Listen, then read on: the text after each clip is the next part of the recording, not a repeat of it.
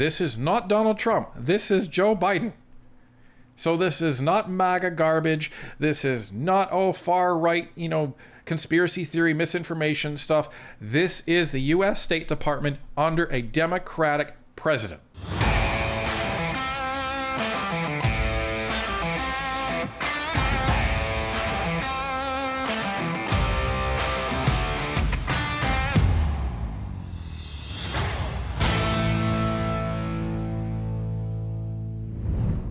Our initial story today was going to focus on the U.S. State Department's criticism of Bill C-18. This is the infamous Online News Act that forces American social media companies to pay for Canadian news content. But as we dug deeper, we discovered that this was just the tip of the iceberg.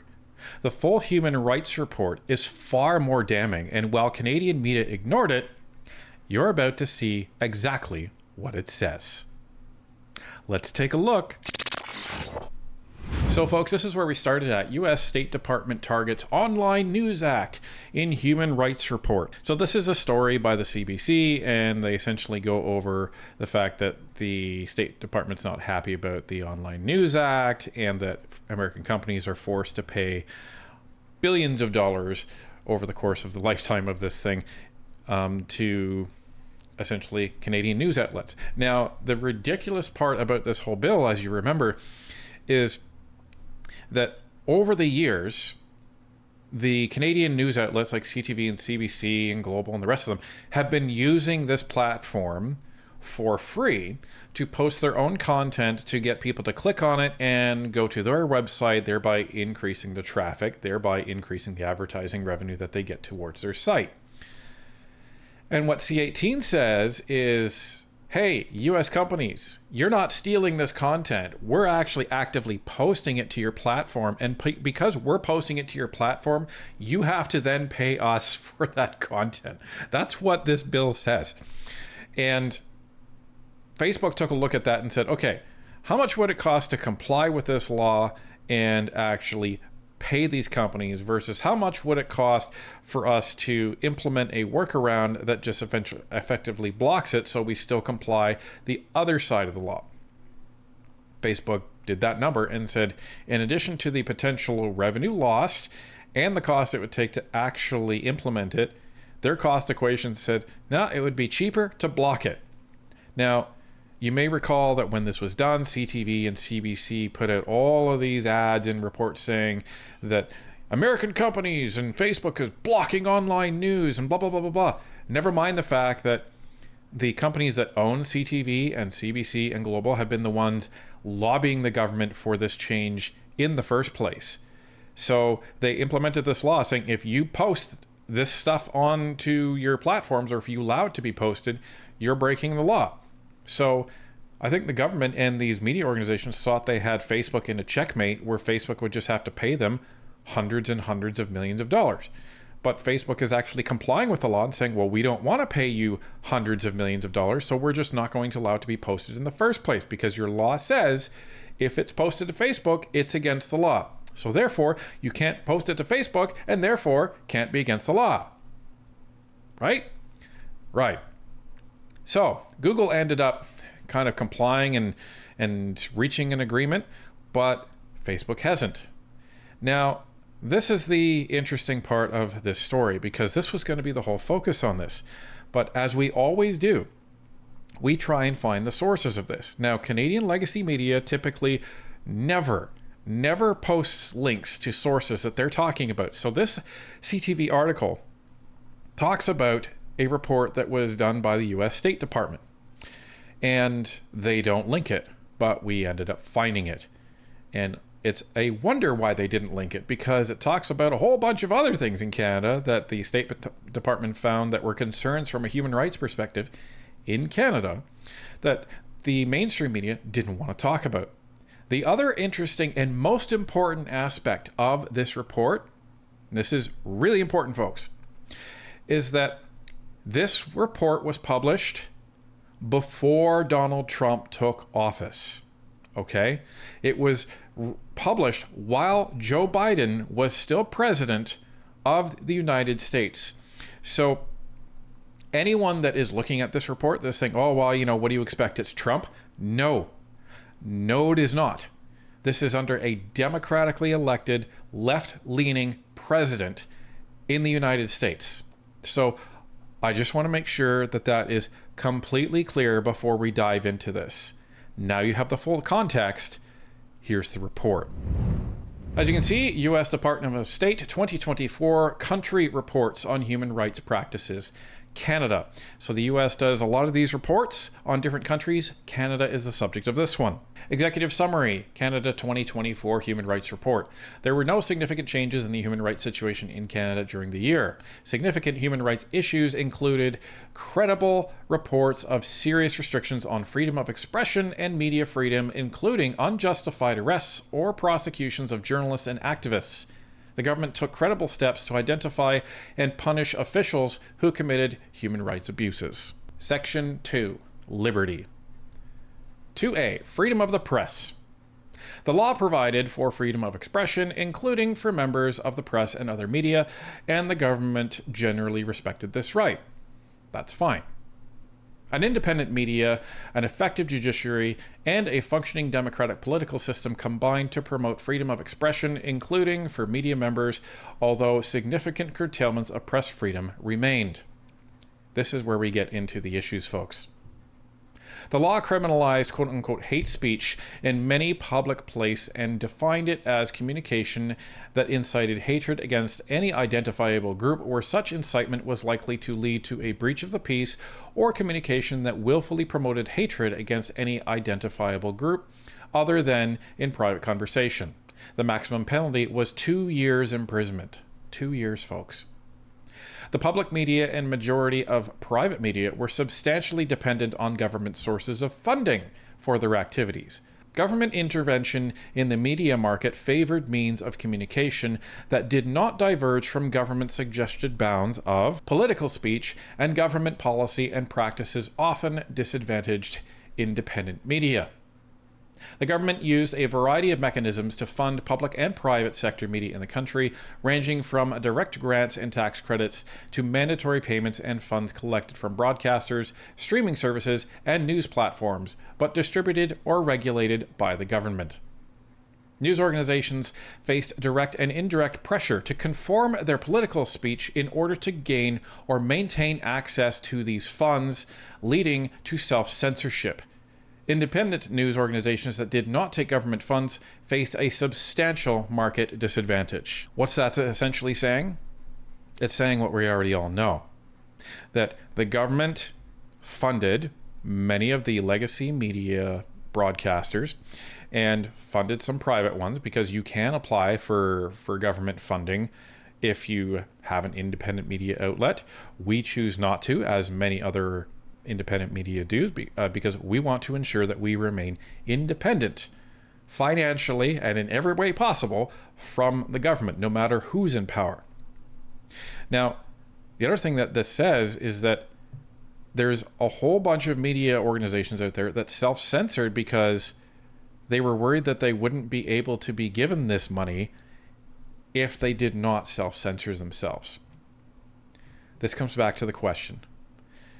If media and journalists, their whole responsibility is to hold the government to account, which is literally a linchpin in democracy, how in the heck can they truly remain independent when they're actually being funded by the government?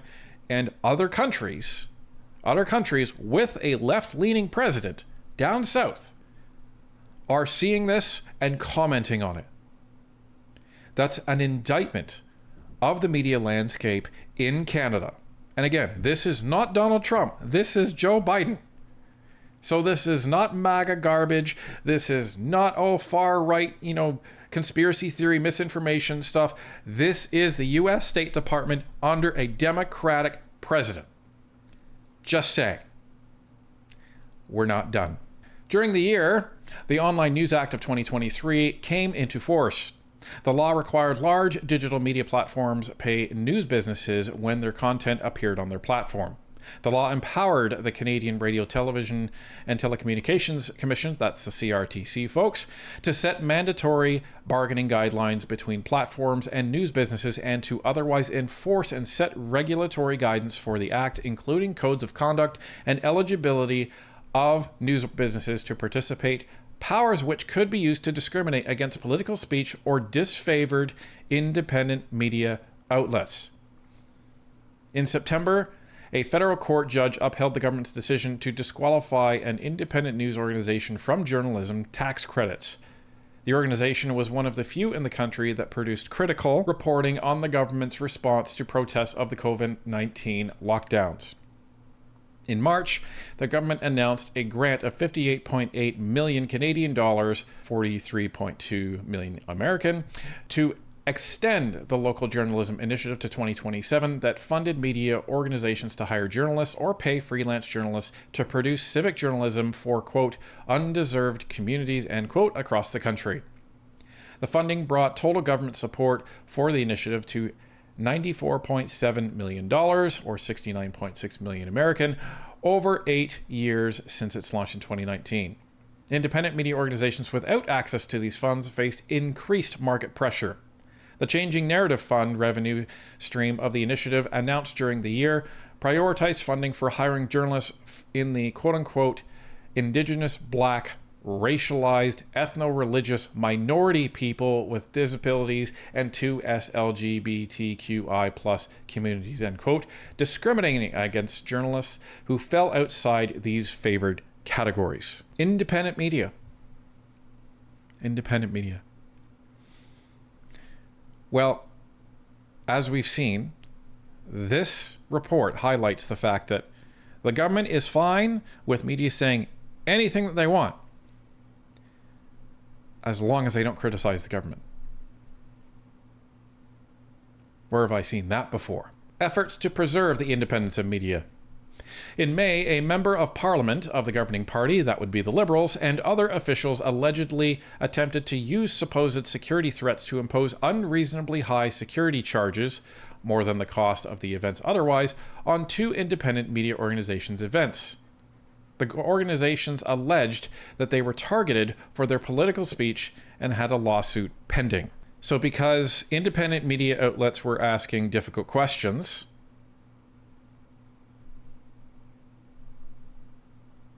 more security was required. Be interesting to see what the 2025 Human Rights Report is going to be for this year, given the fact that the question period that was to occur after the leaders' debate in the 2025 federal election was canceled, if you recall. And that's because there was a bunch of independents that asked questions that were difficult after the French leaders' debate. There was this big meltdown about rebel news that happened at the English debate, and it's crazy that in the 2025 federal election, media is not allowed to ask questions of the actual candidates participating in that debate right before an election. So this report isn't even talking about that yet, folks, because this was posted last year. What is it going to say about this year? We'll have to stay tuned. Censorship by governments, military, intelligence, or police forces, criminal groups, or armed extremist or rebel group. Rather than participate in government-mandated bargaining, some American digital platforms announced that they would no longer make news content available to Canadian users, leading to substantial censorship of news content, including local news content. The opposition party described the Online News Act as a government censorship law because of its effects on the character and quality of the country's news reporting. Again, this report is talking about essentially Facebook's response to Bill C-18. And then all you heard from the Liberals was whining and complaining, and the NDP as well, might I add, about the fact that people aren't able to get updates about the wildfire situation on Facebook because of a law that the Liberals literally put into place. And Facebook was complying with that law. You can't blame Facebook. They were complying with the law that you put in. You just didn't like the way that they actually maneuvered in order to comply with your law. It was, you either allow us to post your stuff and use your platform for free. In fact, you're going to pay us to use your platform. Or you can't allow any posts at all. So that's what Facebook did. And this completely backfired on them. And they were jumping up and down complaining about it. So they're trying to say that Facebook is censoring this. You force them to do it. You can't force somebody to do something and then turn around and complain that they actually did it. That's not how this works. And again, U.S. State Department, left-leaning president, Joe Biden. This is the report that came out. A trial of 2 organizers of the 2022 Freedom Convoy concluded during the year. A verdict was still pending at year's end. In response to the 2022 convoy, which protested draconian lockdown measures that substantially damaged the communities and economic livelihoods of many Canadians, the government took the unprecedented step of invoking the Emergencies Act, leading to large-scale social media censorship and debanking. In January, the federal court ruled that the government's imposition of the Emergencies Act was unreasonable and violated the Canadian Charter of Rights and Freedoms. The federal government appealed the decision. This report by another country, by a Biden-led government, is saying that the lockdowns were draconian. What else do you want? What else do you want, liberals? The people that you actually brought up to your conventions, which are U.S. Democrats, their government is saying that your measures that you took were draconian. And they called out the fact that you implemented the Emergencies Act and violated your own Charter of Rights and Freedoms. This is incredible, folks, that this report is being this critical of the Canadian government. If this was released under the Trump government, nobody would take this seriously in the media. Nobody would take this seriously on the left. And they would try and use that excuse. Well, it's Trump, it's MAGA, it's Republican, it's far right. You cannot use any of those excuses in this at all.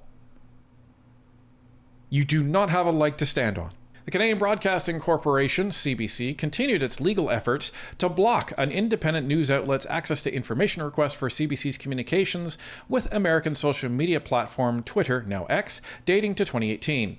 The news outlet previously published investigative reporting alleging that the CBC exerted pressure on Twitter to censor it and other disfavored news outlets over political speech. Yeah, the CBC, that 70% government funded, I always get this wrong, taxpayer funded media organization.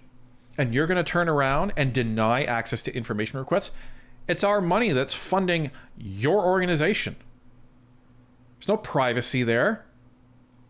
We're paying for it. You want to take taxpayer dollars? You have to serve up the access to information requests. That's how this works. But again, being called out by another country. Now, the next question that we asked is, wait a minute, if the US is doing a report on Canada, does Canada's Human Rights Commission do a report on Canada? And the answer is yes. Here it is. Canadian Human Rights Commission's 2024 report to Parliament. I wish I was able to show you all of the sections where it discusses restriction of freedom of the press, where it talks about restrictions of people's right to protest when it comes to the Freedom Convoy. I wish I could show you all of that. But I can't. Why? Because it doesn't exist. It doesn't exist in that report. Now, hands up, who's surprised that the government's own report critiquing its own performance on human rights excludes all of these bad things? Nobody? Bueller? Yeah, nobody is surprised. But this next part is the one that should, if not surprise people, disturb people. We're going back to the US report, and we're going to talk about something in particular. Acts of anti-Semitism and anti-Semitic incitement. This is 2024, folks. Approximately 1.4% of the population was Jewish. That's in Canada. According to authorities, 900 hate crimes against the Jewish community were reported to police in 2023, a 71% increase from the previous year. The B'nai B'rith Canada League for Human Rights received a total of 5,791 reports of anti-Semitic incidents in 2023, the most recent available data, up 109% from 2022. Reports involving violence increased by 208%, harassment by 124%, and online harassment by 136%. These are some stats that should set off alarm bells across the government. Should set off alarm bells for people like Anthony Housefather, who's one of the Jewish people serving in the Liberal government. Should set off alarm bells for Marco Mendocino, who also supports Jewish communities, or claims to. This is what the Canada Human Rights Commission's own report says about this. You ready? Throughout 2024, we spoke out against the troubling rise in hate crimes, anti-Semitism, and Islamophobia. That's it. Now, the other thing that I should tell you is the Canadian Human Rights Commission's 2024 report is 50 pages long. 50. The U.S. State Department's report is 18 pages long.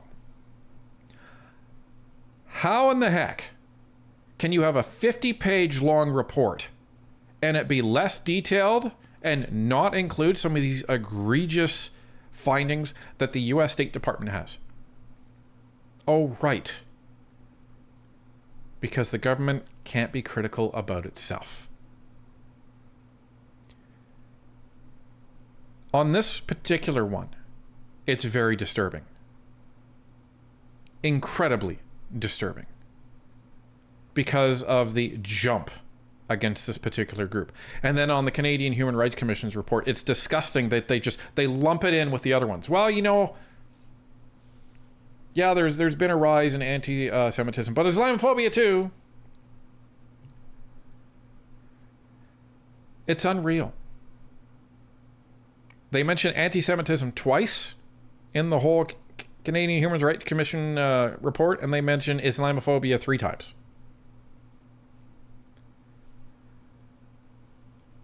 Like, what do you say? What do you say when another country, and I'm harping on it because it is so important, a left-leaning president, his government is saying this about our country and about the state of Canadians' human rights. It's not good. And it shows that the government has no intention of being honest with itself, never mind with Canadians.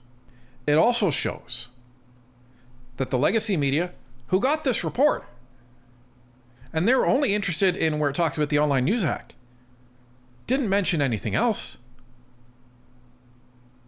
And wouldn't even link to it because they don't want you to read it. This is why we're here. This is why Northern Perspective exists. Because Canadians deserve the truth, and it's been kept from you for too long.